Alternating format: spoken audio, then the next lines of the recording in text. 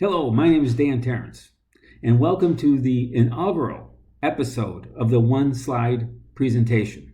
This here is not the one slide, it's the title slide. Be right there. First, I want to point out a few numbers, because I'm a numbers guy. The top 1% of Americans make up 30% of the net worth. And they didn't do that by working an hourly job. There's not enough hours in the day to get to the top 1%. They do it by owning things. And it's very similar in business. If we look at the S&P 500, that's an index that we track every month here on Portfolios newsletter. The top 1% of the S&P, which is just 5 companies, make up nearly a quarter of the index value. Highly centralized. You can see that the key to building wealth is through ownership. And if more people had opportunities to be owners, perhaps we could envision a future where we would have less poverty, maybe a more inclusive society that provide opportunities for everyone. But I'm not sure how you get there from here. It seems like public policy would be a good way to go. But I think our democracy is fairly broke as people run to the far left and far right to gain notoriety and popularity. And so nothing really gets done. It's up to us, the individuals of society, the people, to make something happen. And I think that the technology revolution that we are currently going through could be the way to get there. So let's go to the one slide presentation. This is the internet technological transition.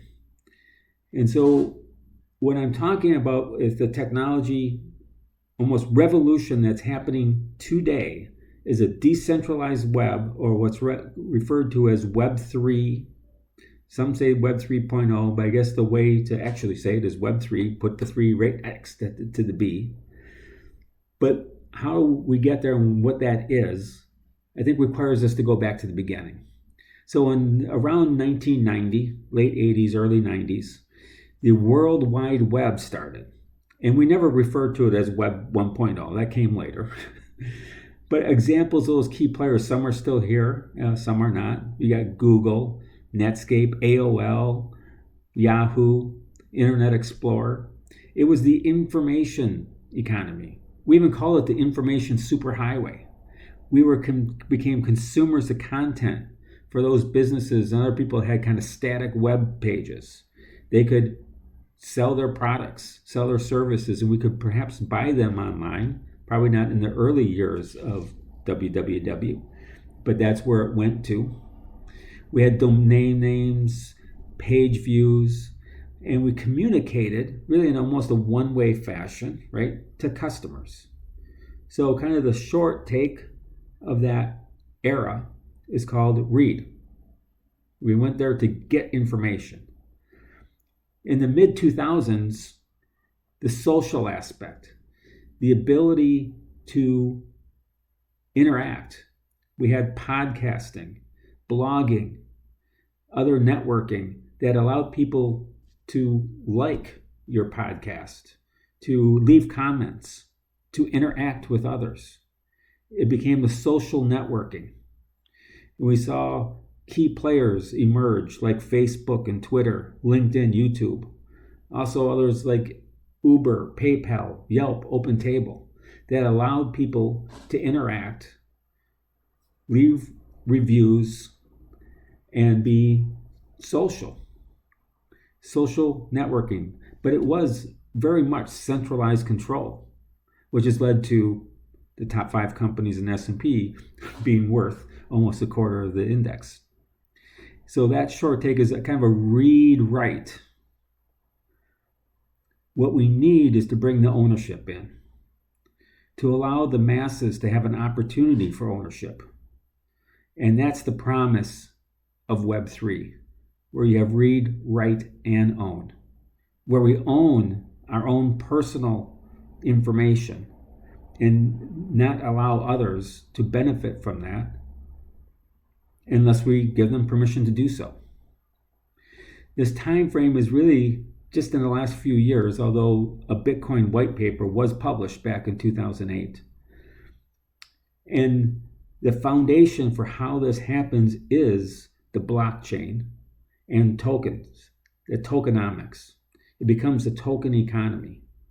So the players you've heard and maybe not have heard of many of these because it's so new, but Bitcoin and Ethereum has been around for a while. If you own any cryptocurrency, you might know Coinbase and have an account there, or Binance. If you've gotten into NFTs at all, you would have to have a wallet on maybe MetaMask or others. There is OpenSea, which is the marketplace.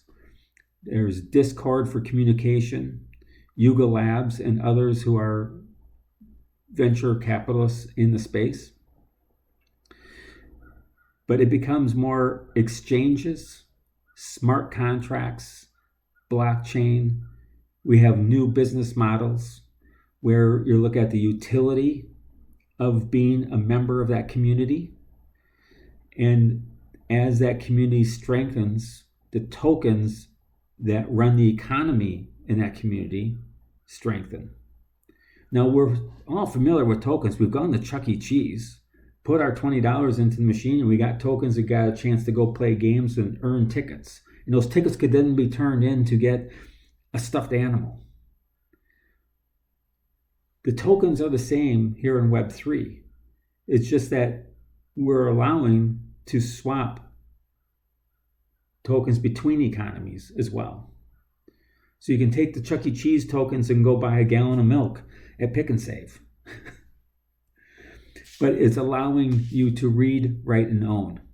And we'll get into more examples and new business models as we go along here. But I'm going to stop it here for now. The promise of Web3 is that the masses can have ownership in the communities and the things that they embrace, that they are interested in. They find their people. Until next time, have a good day.